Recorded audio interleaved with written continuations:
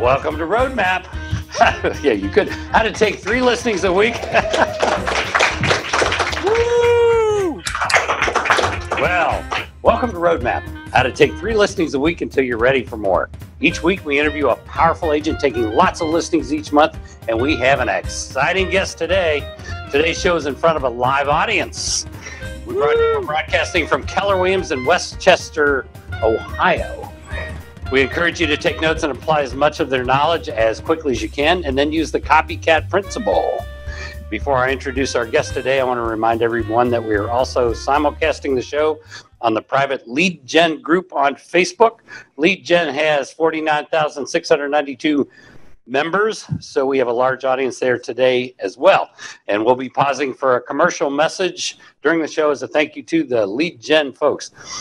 So let's welcome our guest today. Also from Westchester, but not in Ohio, Westchester, New York. Please welcome back Aaron Wittenstein. Hello, everybody. How's everybody? Oh, stop it. Okay, keep going. Keep going. No. What's going on, everybody? How's everybody doing? Good. Awesome. Good. So we got Westchester, Ohio, and Westchester County, New York. I love the irony. That's it. So, but the problem is the same. It starts in May. How do you not leave money on the table? How do you get through September and still talk to people? It's a contact sport. How do you do it? How do you do it? I know and you're juggling 3 different things. Yeah. So, I mean, what it comes down to is just the flat out consistency of everything. And it's like, no matter what, I don't know if everybody knows, we'll get into that probably a little bit later. Yeah. The thing is every single day I'm coming in and I'm doing my job. All right. My job is lead generation. My career is real estate and my job is lead generation. So now I have a team of 5 of us now. 3 of us agents are on the phone every morning at 8:00. We dial from 8 to 11 every single day. All right. Because at the end of the day, you've got to do the consistency, because what will happen is people will start doing this, that, and whatever. They're like, I got to negotiate this deal. I got to enter this listing. I got to do that. Everything can wait until after 11 o'clock. So I'm curious, out of everybody who's sitting there, I can at least see like 9 or 10 of you guys. How many of you guys are actually lead generating on a regular basis? Raise your hand. Be honest. 1 of you? Well, 2 of you? Yeah, there's 4 or 5 total, because you only see the middle of the room. Okay, got it. About 5 of them. Yeah. Okay, so what it comes down, it's consistency. It's consistency. Ren always calls it a contact sport. I call it a consistency sport, because you don't have to be the best at anything. You just have to be the most consistent, and that's where I will tell you that I'm better than most. Is that come hell or high water, 5 days a week, maybe every now and then. Like Monday I was sick, so I didn't come in. 5 days a week, I'm in here doing my phone calls 8 to 11 every day. So that's in my opinion what's most important. Good. But you're in crunch time now too. Yep. So it gets harder and harder and harder. Mm-hmm. The more people you talk to, the more you list, the harder it is to keep doing it, because the pendings pile up, the closings pile up. What then? Well, I've got a team in place, so I got too busy about, when was it, 2 years? Last year. So I hired Priscilla. She's my operations manager, assistant, whatever you want to call her over there. So she takes over everything, absolutely everything for me. She's an absolute machine. She takes all my phone calls. She takes all my voicemails, all my emails. Keep in mind, when I first hired her, I could only afford her for 3 months. That's all I had was enough money to cover her for 3 months. And she made me her money back tenfold within the first year. I think I went from I doubled my income with the year that I actually had her in place, and now we actually have a virtual assistant in place as well. So it's all about leverage. It's about having people help you do what you need to do, and when you're ready is when you wind up getting too busy. So there's never a good time to spend money you don't think you have, yet you've got to do it eventually. And part of the hesitation is, well, it's going to cost me money to do that. A bigger part is it's not as gratifying running over to that house to look because of the inspection, or, fiddling around with our folder is more gratifying than it is calling strangers or calling our database. Yeah, I mean, I want to say gratification. Like for me, I mean, the thing is I'm not looking for the gratification anymore. I'm looking for the paycheck. And I will tell you that I'm at a point right now in my business where if I had never had to make another phone call again, I would be absolutely ecstatic. Yet I'm not in that position. I'm probably 18 months away at minimum from not making these phone calls anymore. Yet the thing is that people don't even start doing it. But for me, it's like last month I took 7 listings last month. 5 of them were expired listings. 3 of those 5 expired listings are people that I was in touch with for probably upwards of 6 months to 3 years. So it's about doing the work, and I'm going to keep going back to it. It's about the consistency.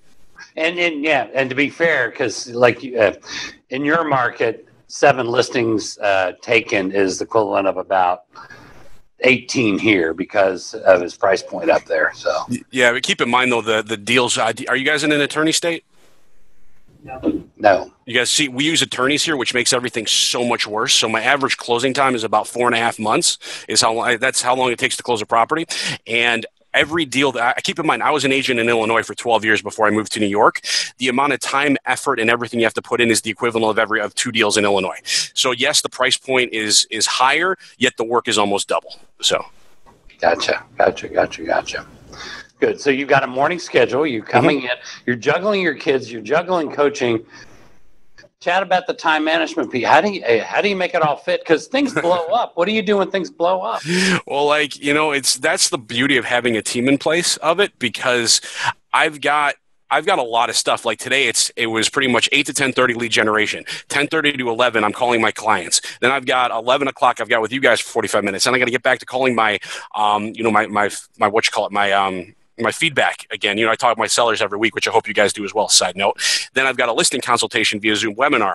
Then I'm ducking out of here at 3 o'clock to get a massage. I got to be home by 5 to help take care of the kids, and I just rinse and repeat. And that's a boom, boom, boom, boom, boom, boom, boom, where everything's got to be time managed to a T to make sure you can fit everything in. Where it can be a struggle, yet no matter what, like I said, that early morning is when my time's protected. So it's knowing what you need to do, how you need to do it, and where you need to be, because and part of it is I don't work with buyers anymore. I'm 100% listing based, and because I like to be home. I'm home every day by 5. I don't work Sundays. I work Saturdays by appointment only. So I really maintain my schedule very, very well. Okay, so you start early, end early. Pretty much, yeah. Weekdays primarily. Yeah, but I'm bumper to bumper. Like on Monday through Friday, I'm boom, boom, boom, boom, boom. Who's doing your buyers? I have 2 buyer specialists now. So okay. For a period of about 2 years, I had nobody that I was working my buyers, and I was referring them out to the top agent in the office for a referral fee, a little bit higher of a referral fee than you would normally get. But I brought on Jimmy 2 months ago, and I brought on Ben about a week and a half ago. Yeah. So let's talk about that too, because here's where agents get stuck. They'll sell a nice house to somebody who's going to buy a very expensive house, maybe 1.2 million. Well, let's say for down here, let's say it's 800,000, which would be a $24,000 commission check. And they're like, well, I'm not referring that out, because in their mind they have to refer it out and only make 25%. What do you do in a case like that? It's a $24,000 commission check if you work the buyer. But if you work the buyer, you stop looking for listings. Exactly. And so you make this big check after a couple months of screwing around with this buyer, but you lost all this other money. How do you make that work? Well, I'd rather have a taste of something than nothing of something, because I wasn't going to commit the time to work with a buyer. So I look at it. How many hours, Ren, do you think it takes to work an average buyer? 10, 15, 20? Can. I mean, let's say it takes 20 hours to work a buyer. That would be 7 days of lead generation, which should equal out to be 7 days. I should get at least 2 appointments off of that. And let's say I'm just in an average of $500,000. $500,000 plus 500 plus 500, that's $1 million, which is $25,000 in commission right there. So I'm making $25,000 in commission plus the referral fee off the $24,000, which comes out to be more money than I would have had in the first place, and it's a little less stressful. Yeah, and of course, and when you're talking about a $800,000 house, there are a lot of real. And finding a high-quality agent that will do it for 50, 60, or you reverse it. You make $6,000. There are only 4 homes to show them. You're making $6,000. I'm making $18,000. So you flip the referral fee.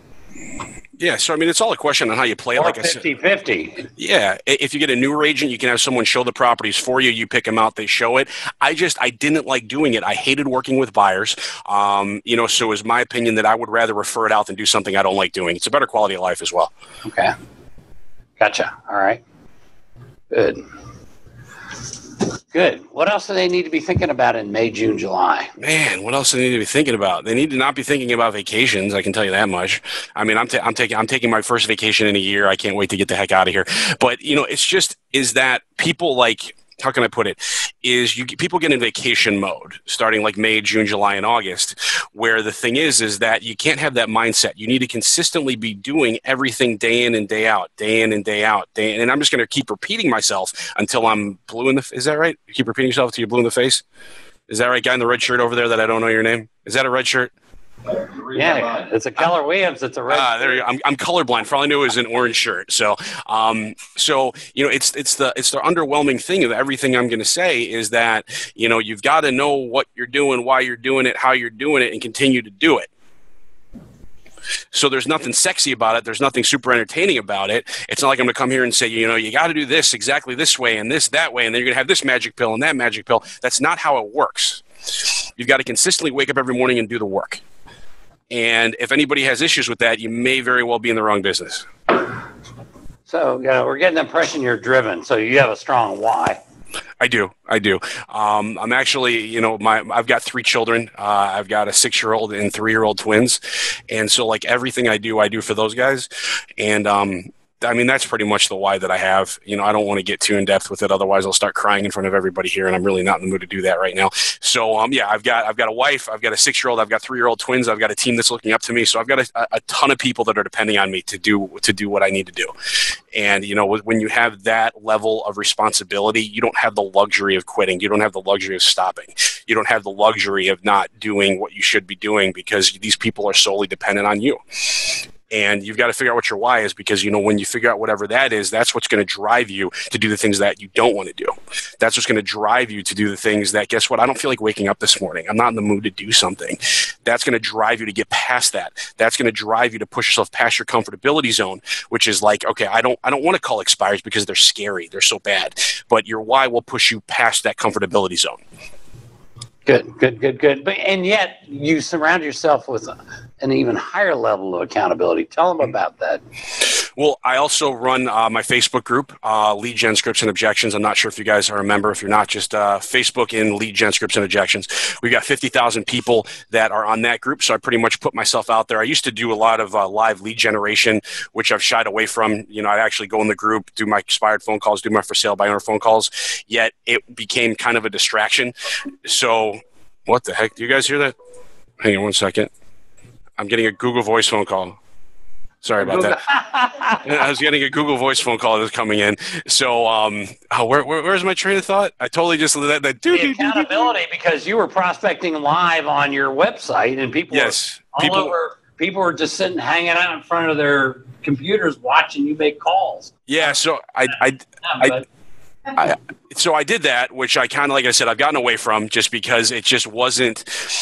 It became a distraction is the best way to put it. I was putting on more of a show than actually making my phone calls. So I may get back to it eventually because I kind of miss it a little bit. And then I also do, I run a group coaching program as well called Trajectory where we've got like 110 people that are on there where we got to submit our numbers every week. So I'm kind of putting myself in front of people, on that route. If anybody's interested, trajectorynow.com, $75 a month. Trajectorynow.com? Trajectorynow.com. How much does that cost? Costs $75 a month. Okay, what a bargain. It is. It's actually it's disgusting how much information we get for that. So I do that, and then I've got an expired elite program which is put on hold for the next couple months, and it's just holding yourself accountable at a higher level, which is for you guys, which may be getting an accountability partner, getting role play partners, because I'm assuming all of you guys that are on the phone have 5 accountability or 5 role play partners, I would hope. So it's just it's doing whatever you need to do the right thing and to take care of yourself and the ones you love and holding yourself accountable. Yes. Some people have role play partners in here. Most do not. What does that do for you? That's accountability and role play, or just you're predominantly role play partners. So the one thing you want, guys, is you want to have 5 role play partners because it really keeps you on a high level of doing it. Because you're going to get what I always suggest with role play partners is you have 3 that are better than you, so you can be the student, and 2 that are worse than you, so you can be the teacher. And you've got to recycle through like once a quarter. You got to restock your role play partners because those are the people that are going to keep you on point with with your scripting and your dialogues, because when you got to go very, very hard with your role play. You got to go very hard with your role play. Okay, super. Good deal. All right. What else? What else should they be thinking about? What else? I don't know. Let's ask these guys. I mean, what else? Let's do Q&A. Yeah, let's go for it. Yeah, so I mean, like, what, you know, it's easy. Like, what questions do you guys have? Maybe you only like working with buyers. Maybe whatever, wherever you are, if you have a question or a thought you want to bounce off, we got a microphone right here. Ask away. Now, don't be shy. We can talk about anything. If you guys want to talk about scripting, lead gen, time management, dialogues, whatever you got, shoot. Don't all be shy, because you know we've only been here for 26 minutes. We will end it early. If you want to, if you want to take one extra listing or have one extra sale this month, ask a question. What's in the way? I have a question. Aaron, how did you get from being a solo agent to having support and having buyer folks handle your buyers? What was that transition like? Like, where were you in your business? Because I think a lot of us are in a situation where we're either solo agents or we're just contemplating, trying to figure out some leverage. Can you talk us through your process there? Yeah, how do you transition in the leverage piece? How do you go from being a solo agent with no assistance and doing everything yourself and taking your own pictures, putting your own signs out and doing your own everything to, how do you let that create the leverage a piece at a time? Well, first of all, what I'll say is you need to find the right people. Okay. That's the most important thing is everybody that I feel that I have with me right now is the right people for my team. I really put them through the ringer. I've really, we've done that. But the thing is when, how do you figure out it's the time is that when you become busy, because when you start, you've got either two things. You've either got time or you've got money. All right. So if you've got time, but you have time, but you have no money. All right. So you can put in the time, you can put in the time, you can put in the time, you can put in the time, you can put in the time. Eventually you start making some money and you're like right here. So you're kind of even. But then what will wind up happening is you get a bunch of money, but you have no time. The moment that winds up happening is where you kind of get when the money outweighs the time is where you need to start heavily looking into bringing someone else onto your team. The first hire for all you guys, read the Millionaire Real Estate Agent should be an assistant. All right. That's got to be your first official hire, which is the scariest hire because that's going to cost you money. All right. And I pay Priscilla $52,500 a year plus revenue share, and a bonus. And a bonus. I mean, I don't know what your income is there, but at the end of the day, when you start looking weekly, if you're paying 36 versus 50, it's really not that big of a difference over the span of a year. It really isn't that big of a difference. So when your money outweighs your time is when you got to start that. Then what winds up happening is she got too busy, so we had to bring on a virtual assistant. All right. Then I started not really wanting to work with the buyers. I looked for a buyer specialist for, I want to say over a year until I find the right person. And then I was lucky enough to find Jimmy, who's over here. Yeah, I'm not trying to talk you up too much over there. He's not even paying attention to what I'm saying. And, we brought him on and he's actually been crushing it. That's really important to find the right person, within the first month. What'd you put, 2 or 3 in contract? 3 in contract and 2 listings he took within the first month. So he's been actually rocking it. We just brought beautiful Ben behind us. He's a newer agent, but he's been crushing it out with circle prospecting. So you got to go need based, and you really have to know where you are need wise and what you need to bring on. Right now, my goal is to bring on 2 more agents, and then after that, another assistant, if you will. And it's really just kind of figuring out that path. But what I will tell you, it's finding the right people. You got to wait until you find that right person, because the worst thing you could do is make a bad hire. And what I've committed myself to now is I'm not hiring anybody until I feel that they're the right people until they're the right role for the team. So, and in a lot of ways, you can do this in a transition. You can get 2 agents or maybe 3 agents and hire a part-time assistant. Mm-hmm. Comes in 4 hours a day that 3 people share, and your obligation's $600 a month. But I wouldn't hire the agent first. Yeah, I would hire the assistant first. And that's what I mean. That's the 3 agents share part. Oh yeah. So I mean, $600 a month. You have your own assistant 5 days a week. That's not bad. And then you grow into it. But, my thing is you either go all or nothing. You know what I mean? But you get the leverage out. Even if you're going to hire a virtual assistant in the beginning. But then, you train them. Just get whatever you can off your plate. Now, I don't even write the remarks on my listings anymore. I don't touch the listings. I don't do much. All that I do is I prospect, I coach my team, I coach other agents, and I train. That's all that I do. Yeah, I was wondering why those remarks were so screwy. She does a better job than I do. Just kidding. Just teasing. I know. That's why I love you. Just teasing. But the leverage can start in a lot of ways. And then vendors. I mean, how many people are doing their own this and this and this? And there are people that for, $50 a transaction or $100 a transaction will do that piece for you. But running back and forth to the houses, putting signs out, picking signs up, taking pictures at the same time. Oh, yeah. I mean, we're in a growth period, you know what I mean? And I started off, I had a kid that was an assistant that was working 20 hours a week. I started with him, then he left, and I just had a transaction coordinator. Then she was working until Priscilla came on. So I've had my fair share of growing pains and all that type of stuff. It's never perfect, but you figure it out as you keep going along. Right. But if that becomes a priority, you're like, I've got to be on the phone. Now, what you can't do is just kick back. Yeah, if you're going to pay somebody $20 an hour, you got to make the $200 an hour and talk to more people. Exactly. Sign more contracts. Exactly. What else? Questions. I know we've got some good questions. Keep in mind, guys, I'm killer at scripts. My scripts are like second to none. So if anybody wants to hear a script, let me know about that. Script to calling a past client in Sphere. Here. I would like to hear a script. Fired. A buyer script. Buyer script. You guys get the one thing that I'm rusty as holy hell on. Buyer script. So, yeah, chat with them. Hi, I'm Jenny LaJoy. I would like to hear a script expired. Okay, who wants to role play with me? Jenny does. She's all right. Going to be the gruffle. Who wants to be an expired listing? I know you'd make a great expired listing. There we go. I found our expired listing. Here. You want to be a mean old expired listing? I think I should be his expansion agent. We almost look like the same person today. Two Westchesters and You're looking in the mirror. All right, so who's up? My name is Greg Heiners. Sorry, they put the heater on me. I'm wondering if it's so darn hot. All right, you said Greg or Craig? Greg. Greg. All right, Greg. I'm going to call Ring Ring. Hello. Hi. I was looking for. Is it Greg? Greg. Sorry. Yeah, this is Greg. Greg, hi. My name is Aaron. I'm a local realtor. I just get that right off the bat. Do you mind if I be relatively straightforward with you? Yeah, that's fine. I'm on my way out the door. How can I help? Yeah, I was calling about 123 Smith Street. How in the heck did that place not sell? I don't know, but we're pretty frustrated with it not selling. We're thinking about maybe waiting until the spring to put it back. Gotcha. So, I mean, let me ask you this. I mean, what do you think? I mean, because I'm looking at it, it looks like a decent 4-bed, 2.5 bath, 2,500 square foot home. I mean, how in the world did that place not sell? I'm not sure. We thought we had it priced right, but everybody came in and lowballed us. Okay. Well, so you did get offers? Yeah, but they were so low, I couldn't accept any of them. How bad were they? They're like $30,000 under the asking price. Okay, sure. So let me ask you this. What my team actually does is we specialize in selling properties. They're on the market for extended periods of time without selling. I've taken listings that are on the market for 1,039 days and flipped around in 29. How can I help you?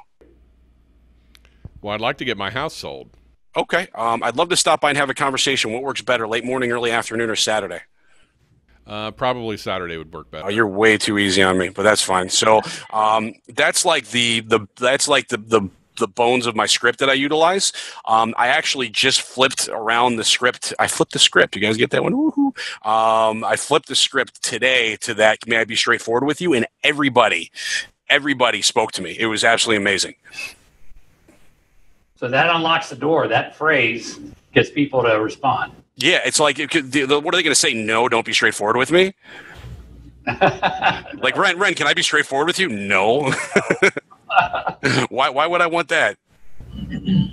Questions on any subject. Okay, microphone. You have 4 cordless microphones. Hi, my name's Aubrey Ballinger. I'm looking to get into getting listings for expireds and starting on that and talking about scripts, and they do get frustrated. So what's your script for saying, well, we were just thinking of selling it ourselves because the realtors can't seem to do anything? Okay, so you're talking about the for sale by owner script? Yeah. Okay, this is kind of a long one. You going to be the for sale by owner? Sure. Okay, so are you a for sale by owner, or are you like you're an expired that wants to go back to a for sale by owner? Let's say expired that wants to go to a for sale by owner. Got it. So you want to go for sale by owner. So let me ask this: why do you want to go for sale by owner? Well, the market's going really good, and I see that homes are selling really quickly, and I keep hearing that, and the agent or the realtor that we had couldn't do that. So I just assume keep some of the money and get it sold. I see they're going quickly. Sure, sure. I mean, let me ask you this. What if I could show you within the next 30 seconds how I could get you the same amount of money that I can net you the same amount of money you could on your own? Would you allow me to come by and have a conversation with you? Well, how can you say no to that? People do. Sorry, I'm just having a hard time hearing you. I said, how can you say no to that? But how can you do anything differently? I mean, it's been on the market a couple times, and I've talked to a couple different agents, so. Sure. No, that's a very fair question. So here's the way it works, all right? So I assume you'd be paying out a co-op commission to whomever brings in a buyer, correct? Yeah, I'd be open to that. Okay, how much would you be paying out, 2.5%? 2.5 to 3, I guess. Okay, 2.5 to 3. Very nice, very nice. So let's say, hypothetically speaking, working off a 5% commission spread here. So right off the bat, you're going to pay me 2.5%, which means all I need to do is justify an additional 2.5% commission. All right. So I would assume you're going to at least be paying out a 0.5 point in marketing, correct? Well, I was just going to stick a sign out. So, sorry, I apologize. I'm having a hard time hearing you. But okay, so yeah, you should be paying out at least. Oh, no, that's okay. You should be paying out at least a 0.5 point, which not only need to do is justify 2% commission. So here's the thing is that nothing against you, but I do this professionally for a living, and I guarantee that I'll be able to get you at least 1% more than you can on your own. I'll even write that down on a contract. So now all I need to do is justify a 1% commission. So do you have a full-time job? Yes. Do you want another one? No. Okay. Are you comfortable having strangers walk through your property on a regular basis that you don't know? Not necessarily. Okay, so basically what we're looking at is a 1% difference for your sanity, safety, and time. I'd love to stop by and have a conversation. What works better, late morning, early afternoon, or Saturday? I'd be open to Saturday. Okay, you kind of see where I went with that? Mm-hmm. Yeah. That's a very hard one to kind of grasp because it's a little bit long, but it works I call it my FSBO-crushing objection handler. Okay. All right. Well, thank you. You're welcome. Thank you for asking the question. You guys all work yourselves. It's great. All right. What other questions we got? Or you do everything by phone? I don't door. Did you say I don't door knock? No. Okay. Yeah. Ain't my thing, baby. Okay. Who else? On any subject. We get. Past client script to stay in dialogue with past clients. Can you repeat the client script? Sarah wants to hear your past client script. Can I be frankly honest with you guys? No. Yes.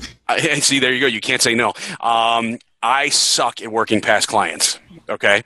It is not my thing that I'm totally comfortable with, because here's what I will tell you is that, and I'll just be fully transparent, is that everybody talks about rejection and they were going to be rejected by expireds and rejected for sale by owners, and they get really concerned about that. The truest form of rejection is speaking to people that you already know, which for me is my past clients. So it's one of those things that I'm really working on reconnecting with my past clients right now, because honestly, I leave them abandoned more or less. So it's really something that I'm personally working on right now. So when it comes to past clients, I don't want to sit here and BS with you and tell you that I'm the best person to be working on that with. I am not. I can send you out to like 20 people that are a hell of a lot better than I am. So you're leaving a lot of money on the table. You have no idea. So we need to move to Westchester, New York and pick up your orphans.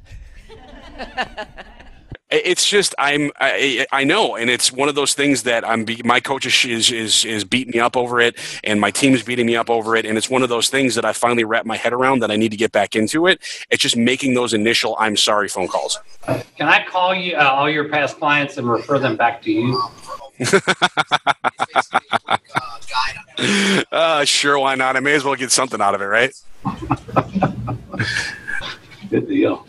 Good deal. So that's full transparent, Aaron. No BS. I told you I'd be honest with you.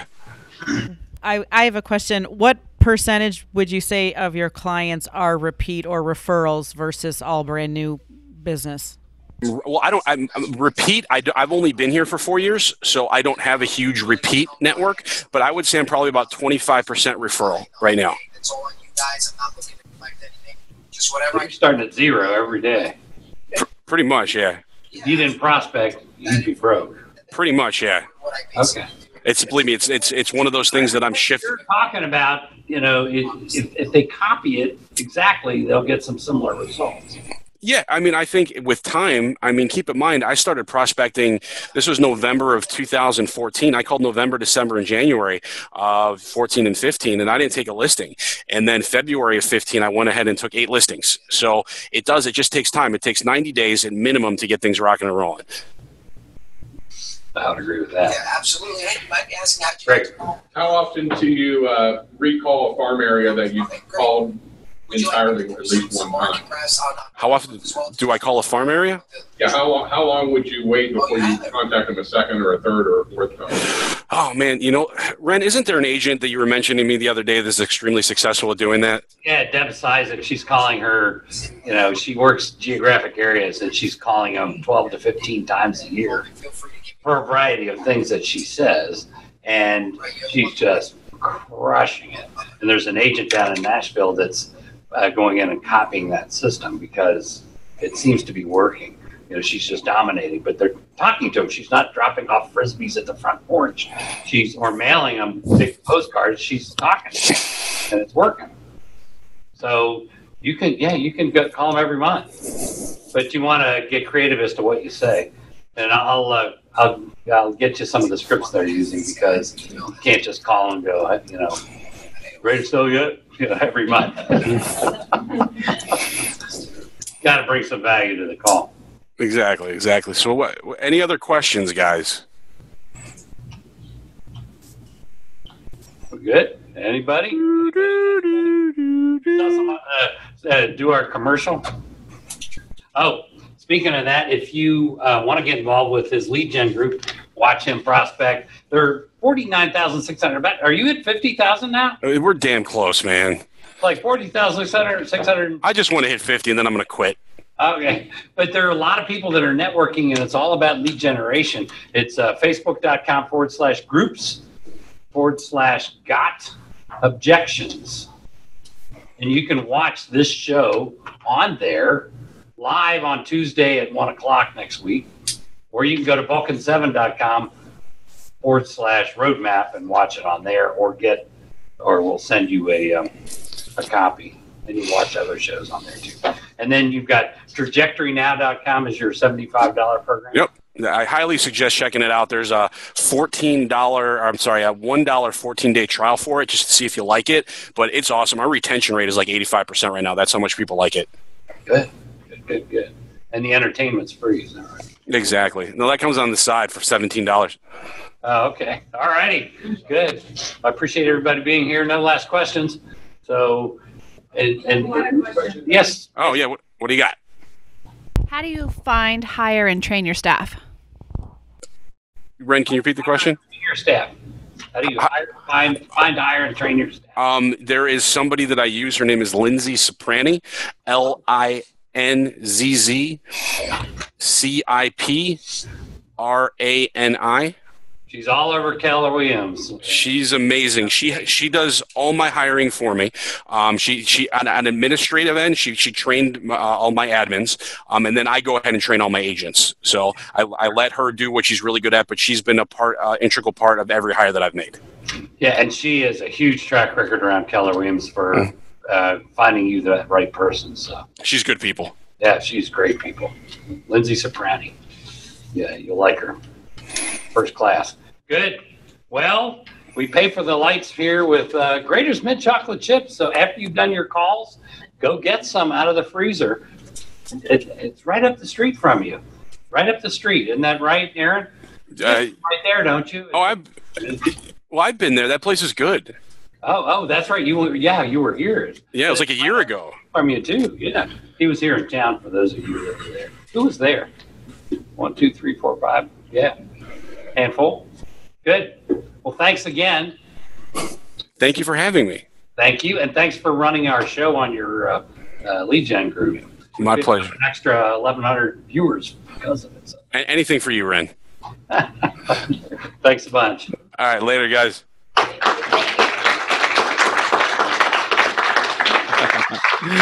All right, guys. Thank you so much for having me. All right, I'll see you guys later. Good deal. All right, bye-bye.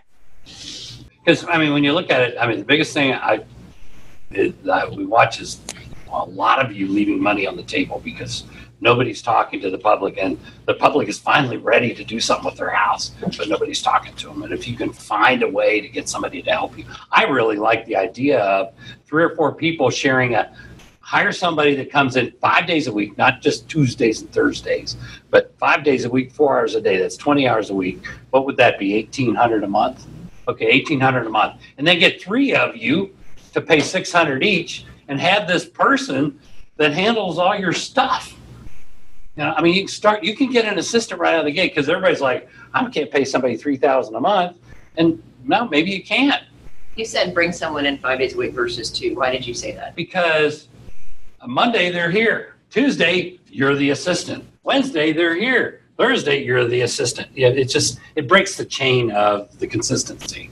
So you got to have it, have them come in from 9 to 1 every day, or whatever it is, or 10 to 2, or whatever. And 3 of you, because between 3 of you, if you're sharing, you're probably not at that level of business anyway. It's perfect. And it's $600. It's $150 a week.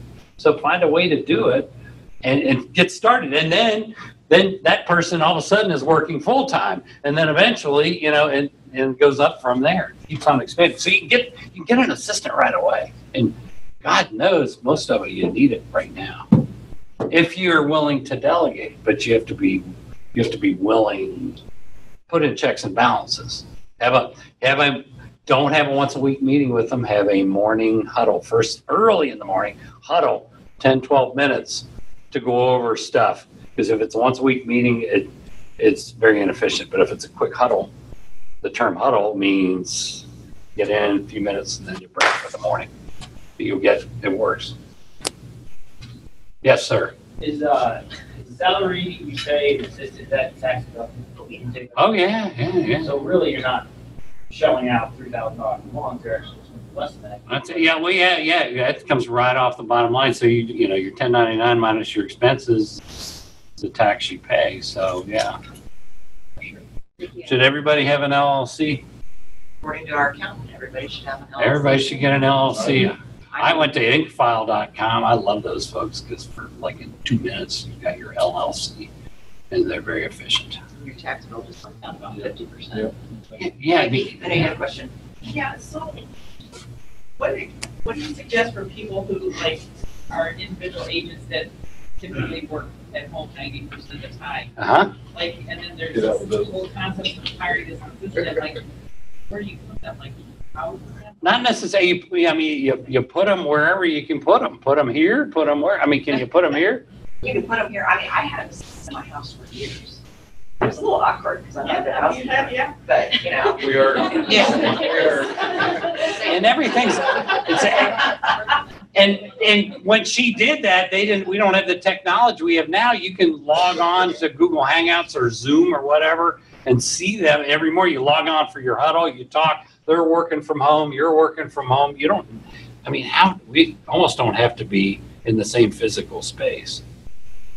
It is handy, though. I got to admit, it's handy if they're there physically, because you can say, here, take these 3 things and blah, blah, blah. A little harder when they're, across town. So if you can do it in the same space. Yes. Since you're in front of so many agents, if you're talking to teams, what do you find they use most often for CRM? Whatever's cheap. You know what's real inexpensive and high value? It's like $25 a month or something. Lion's Desk or Lion Desk. Lion Desk. Lion. Lion. Yeah, not Lying. Just that. Lion. I think it's Lion Desk, and it's very inexpensive, and it gets, and you can add on to it. But yeah, it's very inexpensive, and it's real estate geared. I started calling around my hometown of Milford in an attempt to do something to get more listings, and I was kind of surprised that in one day I had 2 different random people that I called and said, "Oh, you're the second realtor today to call me." Well, people are calling around listings and sales a lot more now. They just are.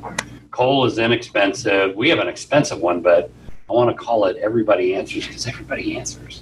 Have you tried it yet? We just came out with it. Yeah. You have tried ours? The one that pulls the phones? Yeah, it's like Cole, only it's on steroids, Yes. like everybody's answering. Yeah. Yep. The numbers are great. Yeah. Are you using it? Yes. Vulcan7 neighborhood search. We have Cole and then we have that, and that's $199 a month. We have Cole at the office. You know But that you can log on to Cole at the office. A lot of those numbers on Cole, number one, you don't get a number, and number two, half of the other ones that are left are no good. They Right. Oh, this neighborhood one, they're dead on numbers. Yeah, I mean, you're just they're answering the phone, Right. So it's really good. So it's very efficient. So if you're working in specific neighborhoods like that, you know, you'll have almost everybody's number. Like When listings are tight like they are right now, what are your recommendations for finding, you know, I mean, obviously there's the obvious expired, there's only like, what were there, 2 today? Anybody? I was like 2 expired today. Right, and you can't live in, I mean, you can live and die if you just are a one tree. What else do you recommend? What others? For sale by owners, because for sale by owners increase now, we know the challenge with that. Calling around a listing or a sale as well. Probates. A little bit about that. How would that work? Okay, so Ken Jordan, Jordan Realty, and his son Mike Jordan, when Dan's father was in business doing probate and estates and whatnot, family, what do they call it? Family law or whatever, and they're doing family law, and they do a lot of, if somebody passes away and there's real property to sell, they develop a relationship. Ken Jordan walked over to Lou Hendricks's office in Norwood and developed a relationship. And for 20, 30 years, Ken, every time your dad had, settled an estate, Ken listed it, and now Mike does, or whatever, it kept going down the line. So you just call the probate attorneys, Matthews and Matthews up in Montgomery, all those people that do estates, and find out who they're using. See, I'd like to be the understudy if they're not available, or you can try me out, meet with them face to face and build relationships with those probate attorneys. One of the things that really gets the probate attorneys, because they're always looking for people to give a value when they're doing the estate, you offer to do a free 24-hour turnaround. And then all you ask is for them to recommend you when they go to sell it. They love it. There you go. So, because what for CMA or something? They have to assess the value of the property and give them some comps, and if they tell them to do it, turnaround, do it free, turnaround 24 hours. If you go to his lead gen site, we interviewed a probate guy yesterday. And if you go to his facebook.com/group/got objections and watch our show yesterday, we interviewed a guy and he told all the scripts, all the procedures, all the extras he did. And when he calls probate attorneys, what he says to them, blah, blah, blah, blah, blah. So, it's a good, so it's just got to, and your database, and then have some areas, I'm not saying be a geographic farmer necessarily, but have some areas of emphasis where you're working constantly. So, people generally see your signs in certain parts of town.